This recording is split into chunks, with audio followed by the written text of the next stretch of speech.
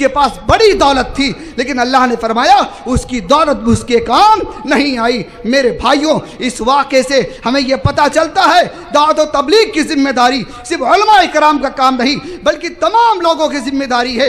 جس کے پاس جو بھی علم ہے، جتنا سچا علم ہے، لوگ ایک دوسرے تک سچی بات کو پہنچاتے رہے، لوگوں کو دین کی دعوت دیتے رہے، علماء کرام سے رابطہ کرتے رہے، جو چیز نہیں جانتے ہیں اس کو سیکھنے کی کوشش کرے، بلا سیکھے بلا جانے لوگوں کو دوسری باتیں بتانے کی ضرورت نہیں ہے۔ میرے بھائیوں، اس کے بعد اللہ کے نبی صلی اللہ علیہ وسلم وہاں سے چلے آتے ہیں اور مکہ کے اندر آپ صلی اللہ علیہ وسلم نے اپنا دعوتی کام اور تیزی کے ساتھ بڑھا دیا۔ اللہ کے نبی صلی اللہ علیہ وسلم ہر ایک سے مل کر کے انفرادی طور پر، اجتماعی طور پر جو ملتا جہاں ملتا، اللہ کے نبی صلی اللہ علیہ وسلم اس کو نصیحت کرتے رہے، سمجھاتے رہے، اور یہ سلسلہ تقریباً عرب کے اندر مکہ المکرمہ کے اندر 10 سال تک چلتا رہا۔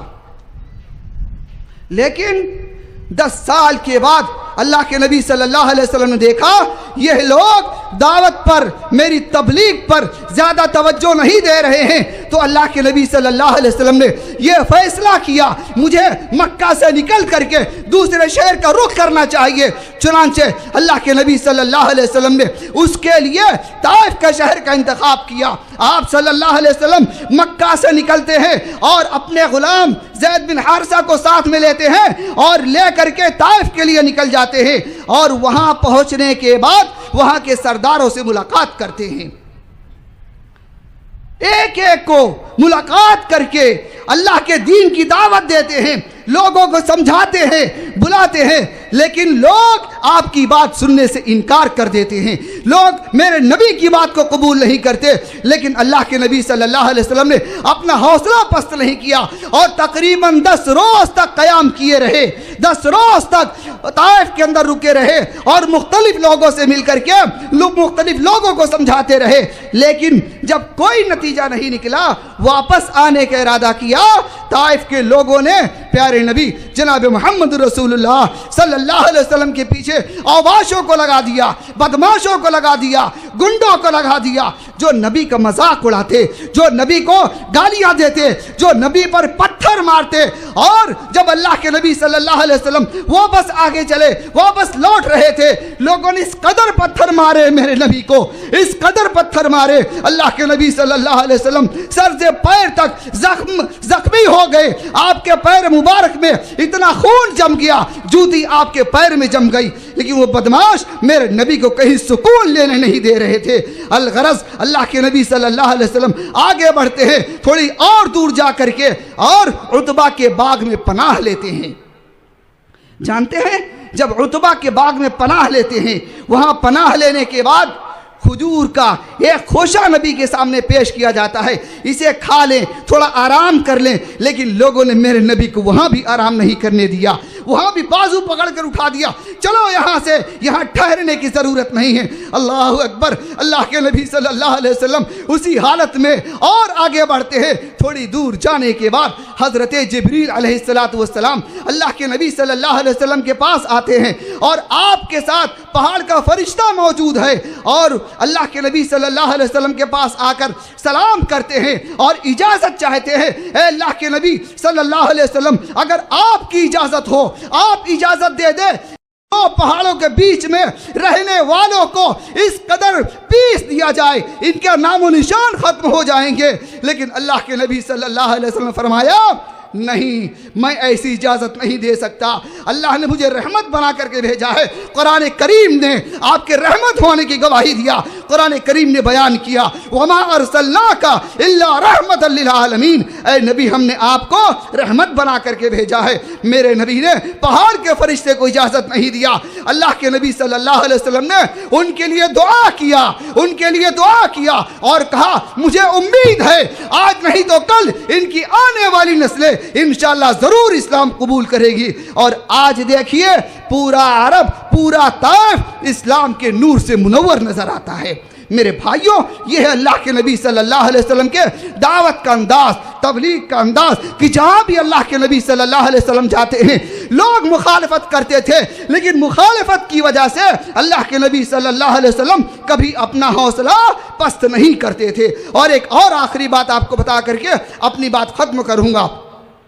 तकरीबन अल्लाह के नबी सल्लल्लाहु अलैहि वसल्लम 13 साल तक मक्का के अंदर बतौर नबी मौजूद रहे, 13 साल तबलीग करते रहे, लेकिन 13 साल की मुद्दत में बहुत कम लोगों ने इस्लाम कबूल किया और बहुत से लोगों ने जुल्म उठाया, सितम ढाया अल्लाह के नबी सल्लल्लाहु अलैहि वसल्लम पर। उसके बाद अल्लाह रब्बुल आलमीन ने हिजरत की इजाज़त दे दिया। आप देखें जब हिजरत करके मदीना तशरीफ लाते हैं, लेकिन ये मक्का वाले मदीना के अंदर भी अल्लाह के नबी सल्लल्लाहु अलैहि वसल्लम को चैन की सांस नहीं लेने दिया, सुकून की सांस नहीं लेने दिया, और मक्का से एक बड़ा लश्कर लेकर के मदीना लड़ाई के लिए आते हैं। और आप जानते हैं वो लड़ाई जो इस्लाम की पहली लड़ाई कहलाती है, ग़ज़वे बद्र के नाम से मशहूर है, वो लड़ाई लड़ी गई। और उसके बाद दूसरी लड़ाई का वक्त आता है जिसे हम और आप ओहद की लड़ाई कहते हैं। ओहद की लड़ाई के मौके पर बड़ा अजीब सा मामला था। अल्लाह के नबी सल्लल्लाहु अलैहि वसल्लम अपने मुसलमान साथियों को लेकर के ओहद के मैदान में मौजूद हैं और पूरी सबबंदी कर दिया है। चंद सहाबा इकराम को पहाड़ी पर मुतय्यन कर दिया, देखो यहां से दुश्मन आ सकते हैं, ये जगह छोड़ना नहीं जब तक मेरा हुक्म ना आ जाए। अल्लाह के नबी सल्लल्लाहु अलैहि वसल्लम का हुक्म था, सहाबा इकराम जगह पर खड़े हो गए, लेकिन इब्तिदा के अंदर लड़ाई ऐसे शुरू होती है, मुसलमान बड़ी दिलेरी के साथ लड़ते हैं, दुश्मनों पर हमला आवर होते हैं और दुश्मनों के पांव जमीन से उखाड़ देते हैं, दुश्मन भागने पर मजबूर हो जाता है। लेकिन थोड़ी देर के बाद हजरत खालिद बिन वलीद रजी अल्लाह ताला अन्हु जो मैदान छोड़कर भाग चुके थे, दूर खड़े होकर के जंग का नजारा देखते हैं, क्या अभी भी कोई रास्ता बाकी है जहां से मैं मुसलमानों को शिकस्त दे सकता हूं। देखने के बाद वो जगह नजर आती है जहां अल्लाह के नबी सल्लल्लाहु अलैहि वसल्लम ने 50 तीर अंदाजों को मुतय्यन किया था, लेकिन अल्लाह के नबी ने कहा था जब तक मैं ना कह दूं नीचे नहीं आना। और वो मुसलमान लड़ाई खत्म होने के बाद अपनी जगह छोड़ करके नीचे आ जाते हैं।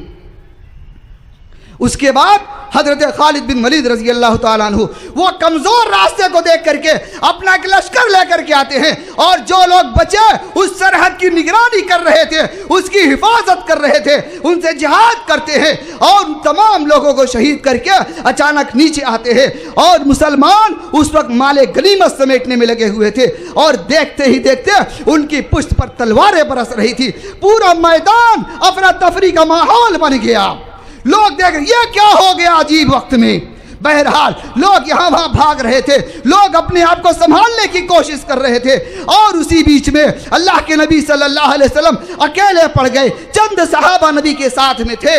दुश्मन अल्लाह के नबी के इस कदर करीब आ गए थे, पूरी कोशिश लगा दे रहे थे कि अल्लाह के नबी सल्लल्लाहु अलैहि वसल्लम को कत्ल कर दिया जाए, आपको शहीद कर दिया जाए। अल्लाह के नबी सल्लल्लाहु अलैहि वसल्लम अपनी जगह पर खड़े थे और हजरत साद बिन वक्कास रजी अल्लाह ताला अन्हु अल्लाह के नबी के करीब थे। अल्लाह के नबी ने फरमाया था या साद इरमी या साद, ऐ साद तुम तीर चलाते जाओ, फिदा का अबी व उम्मी, मेरे माँ बाप तुम्हारे ऊपर कुर्बान हो।